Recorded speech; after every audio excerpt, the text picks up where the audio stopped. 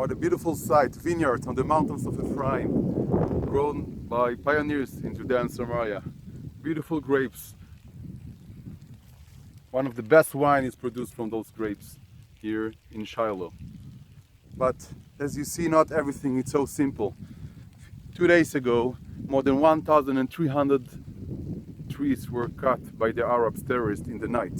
It's already the 5th time that this is happening.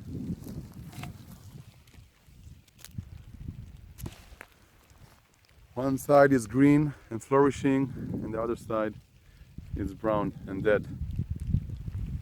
More than 1,300 trees were cut in the night, during the night, by Arab terrorists. What a great loss.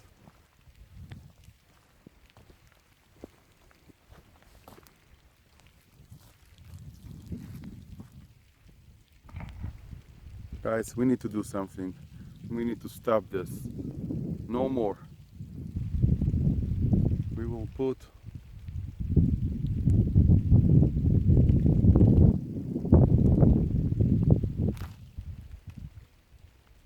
one side is brown, one side is green.